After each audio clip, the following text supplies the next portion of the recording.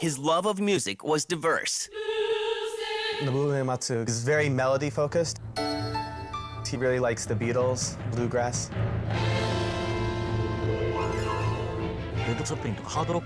I love rock. I grew up listening to Led Zeppelin. He started his career with a collection of simple tunes. Like one of the most well-known sounds in video games is that victory sound. Da da da da da da da. He overcame the limits of technology. With his NES and SNES music, it was just brilliant considering what limited tools he was working with. And created one of the greatest musical dynasties in gaming. Immediately when you turn on a Final Fantasy game, you hear the soundtrack rolling into your speakers and you know you're in for a big, big adventure. He's right up there with Madonna and Britney Spears over in Japan. When this guy comes out with the soundtrack, people are listening. This is the story of Nobuo Uematsu.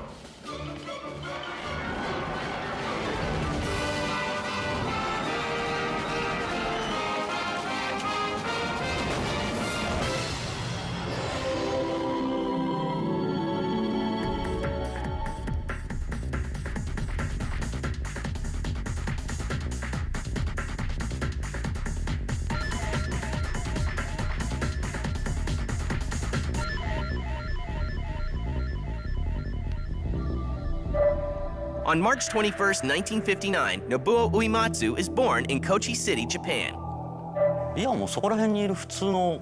My home, Kochi, is about an hour by plane from Tokyo. It was kind of a countryside. There was a lot of nature. When I was in elementary school, rather than going to the city for amusement, I'd go to swim in the river or get a tent and go camping. It's not long before this young boy from the countryside finds something he loves. As for music, I enjoyed listening to it from a very young age. When he is 12, Uematsu gets even more involved with music. In my high school years, rock and pop music were very popular, and my friends wanted to get a band together. At the very start, I think we were playing Beatles tunes. A lot of people play the guitar, and the bass and drums weren't for me. So when asked what I could play, I thought, well, there's a piano at my house, so why not the keyboards? That's how I became a keyboard player. He's kind of a very traditional musician. He's very melody-focused. I love rock. I grew up listening to Led Zeppelin. He really likes the Beatles, bluegrass. Those are some of his musical influences. Elton John writes such unique melodies. No one else writes melodies like him. I really admire that about him. Nobuo goes on to attend the University of Kanagawa. After graduating, he spends time composing music for commercials and playing keyboard in an amateur band. But one day in 1985, fate steps in. At that time, I lived in the building where a lot of aspiring artists, writers, and musicians would get together every night to drink. One time, a girl who was working in planning at Square came along. She said, "There's a music job at Square. Do you want to try it?" I said, "I'll do it." And that's how it started.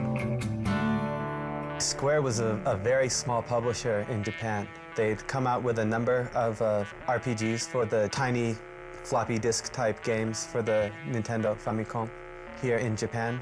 And they produced a handful of cartridges. But really there was nothing to distinguish them, to set them apart from the large number of small development houses that were able to thrive in Japan. By 1986, Uematsu is hard at work for Square composing music for both the Famicom and a Japanese computer called the PC-88. His early work includes Blasty, Rad Racer, and 3D World Runner. But all is not well with the small software developer.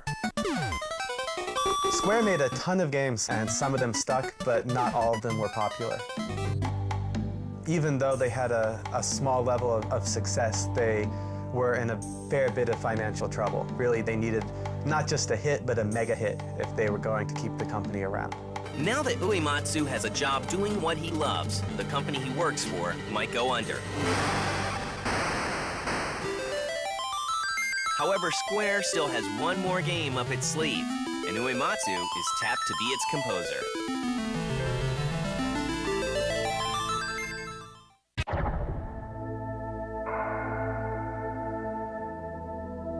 In 1987, Nobuo Uematsu is tasked with composing the music for what Square thinks may be its last title. Square was having some financial trouble. Final Fantasy, the name came from the finality of it. It was seen as the final project for the company. Basically, it was their one last shot at redemption. The story was, it was called Final Fantasy because, like, if that game didn't do well, that was it for them. So it was the final, attempt to save the company. Near the end of 1987, Square releases Final Fantasy for the Famicom in Japan. Both the game and Uematsu's soundtrack win high praise. Final Fantasy, like the very first one, it saved Square, so they could keep on making these games. And gamers begin to take notice of Uematsu's music. One of the most memorable things about the first Final Fantasy is the way it uses motifs, like a John Williams score, a movie score. Each part of the game has music which sounds like that part of the game. When you go out into the field, you hear the exciting exploration theme. When you're in a battle, it gets tense.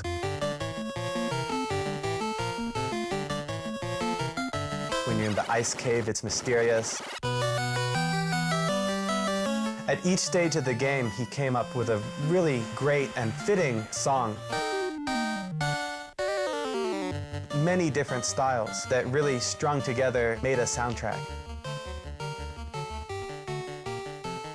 It wasn't just background music. 1 year later, Square releases Final Fantasy II, and again the music is composed by Uematsu. Interest in the Final Fantasy series continues to grow, and people love the music. In my mind, Nobuo Uematsu, he really brought a lot of soul to the Final Fantasy games.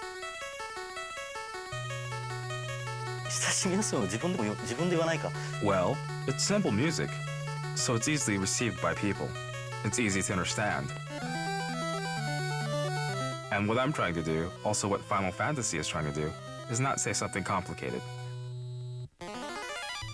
Nobuo's music becomes so popular that a CD featuring his work from both Final Fantasy games is released on December 21st, 1988.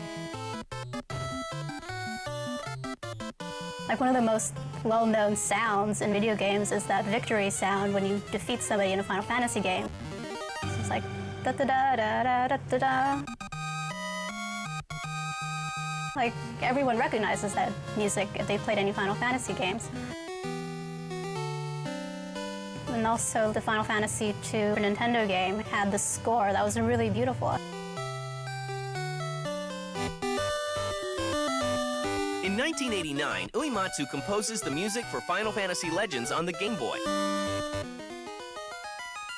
1 year later, he continues his work writing the music for both Final Fantasy III and Final Fantasy Legends II. In 1991, Uematsu's talent is given a little more room to soar when the Final Fantasy games move up to the 16-bit Super Famicom, which would later be released in the US as the Super Nintendo. With his NES and SNES music, it was just brilliant considering what limited tools he was working with. He was able to get players to really feel a story with the music itself, and a lot of people think that that's his best stuff. Even though he has more powerful tools to work with, they really think he just brought something really special back then. Uematsu composes music for the next 3 Final Fantasy games,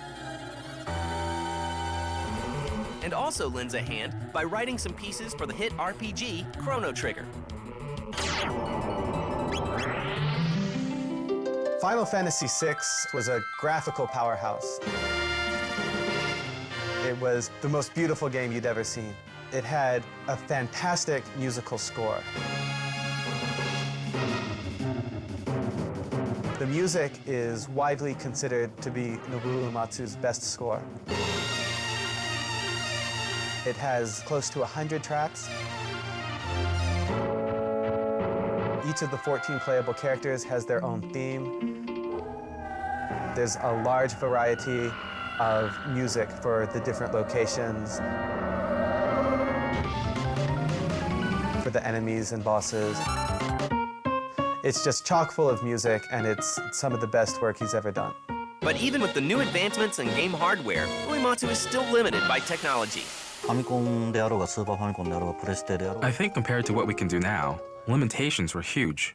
The amount of notes you can use were so small that you couldn't really do anything outside of what was provided in front of you. So even if I wanted to challenge myself, I think the limitations were right in front of my eyes. I didn't really have that much room to work with. However, a new system is just around the corner, and it will open up nearly limitless musical possibilities for Nobuo Uematsu.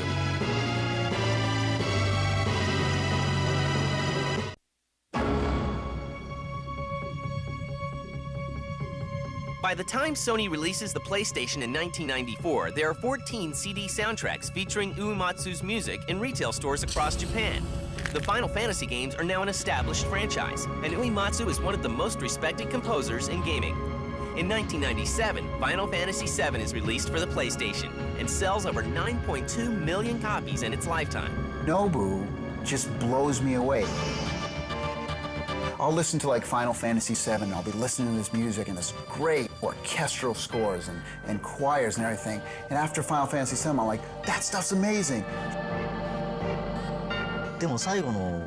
There are actually a bunch of songs that I like in Final Fantasy VII. But Aeris' theme is one of my favorites.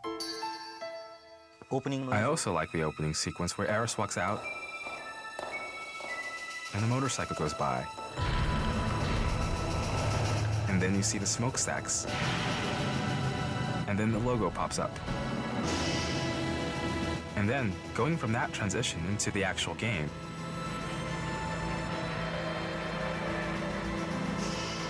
that part is something that I'm very proud of as a team. Not just the music element of it, but how it matches up with the whole opening sequence. And thanks to the PlayStation CD format, the possibilities for Uematsu are nearly limitless. That was a huge leap. I did feel as if I could do pretty much anything that I felt like doing, and it gave me a lot of freedom to implement different ideas. The influences from some of Uematsu's favorite musicians begin to show more clearly than ever. I don't know if I would call it an inspiration, but there was a thought that I had in creating this piece. The specific piece was Jimi Hendrix. Take Jimi Hendrix and mix that with Stravinsky, the Russian composer. And it might sound very extreme, but I wanted to know what it would sound like to mix those two. At the same time, I felt as if there was a common element, and the result is what you have in the end of Final Fantasy VII. And his soundtracks go from being movie-like to becoming something much bigger.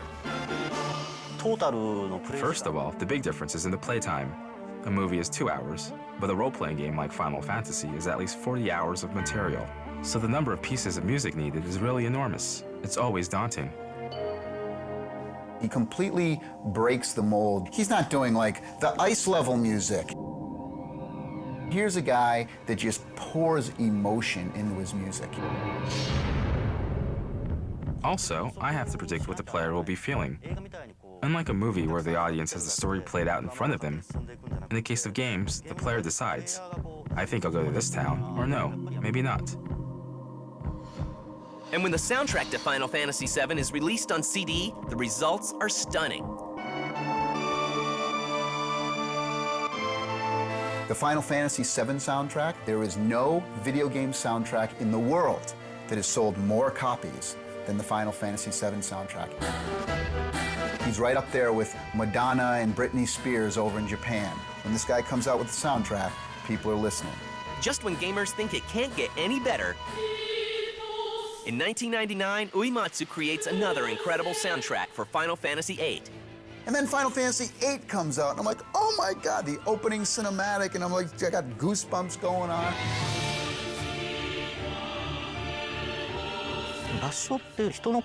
Having a huge chorus had always been something that inspired me. It just amazes me.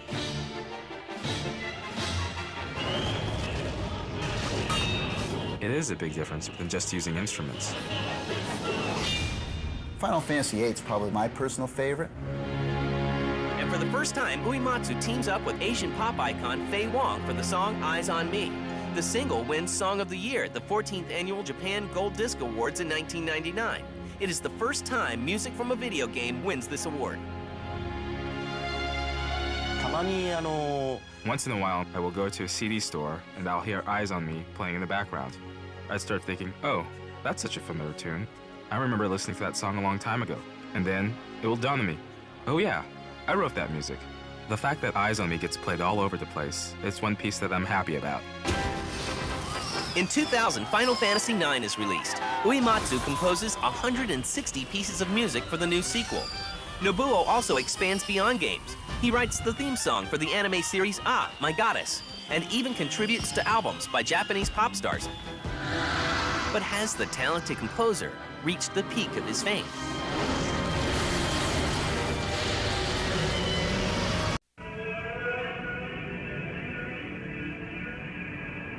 The year is 2001, and Final Fantasy X is out for the PlayStation 2. In less than 3 months, more than 1 million copies of Final Fantasy X are sold. And once again, the new hardware enables Uematsu to expand his art even further. For a change of pace, he writes a heavy metal piece that surprises some gamers. When I first saw Final Fantasy X, I was blown away. I'm like, it's a rock video. Death metal. That's cool. That was so different from typical Final Fantasy titles because normally we have a very orchestral kind of background music. But it's so much fun with this hard rocking, soundtrack. I just wanted to create something that is obviously different, to match up with the sequence. On May 28th of the same year, Nobuo Uematsu makes it into Time Magazine's feature, Time 100, The Next Wave Innovators. A year later, Nobuo's latest work appears in Final Fantasy XI. And in 2004, Uematsu's music is finally heard live in the US at the Dear Friends concert held at the Walt Disney Concert Hall. We've already done similar performances and had concerts in Japan, but this is going to be our first outside of Japan.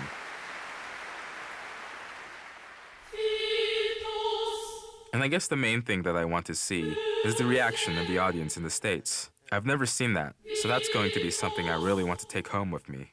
And hopefully this is going to serve as a kickoff to other shows. The show sells out in one day. When I heard the good news, I was in Tokyo, and I was in disbelief. I couldn't believe it. I was very surprised and very shocked. At the same time, I was very happy. I was curious to see why it sold out so quickly. Today, Nobuo's work is legendary, and the Final Fantasy franchise has sold more than 49 million games around the world. Something that's always been present with the Final Fantasy series is that it has a very well-rounded musical score. The music is so great in Final Fantasy that immediately when you turn on a Final Fantasy game, you hear the soundtrack rolling into your speakers and you know you're in for a big, big adventure. But the composer from Kochi remains humble. To me, creating the music for the Final Fantasy series is something I just do. Not just as a living, but because I just like to create music. And he hopes that his music will help bridge the gap between game music and film music. I think it's going to arrive there. The games are played by kids, but when the kids grow up, games will be played by parents too. When we get to that point, games will be lined up on the same shelves as TV and the movies. And the difference between game music and other music will probably disappear. And until that day, Uematsu will continue to raise the bar for music in gaming. There are people who work best under pressure, and those who can push aside the pressure and create something nice. I probably fall under both of those categories. Lately, I think it's the relaxed, unstrained music, as opposed to the forced music, that comes naturally. I think that's what makes it brilliant. Not that I'm totally brilliant, just that I want to become so. There's about 500 people in the world who do what we do, music composition. And I would have to say that Nobuo Uematsu's music is the best of the best. And his music being known all over the world, he is number one. Absolutely.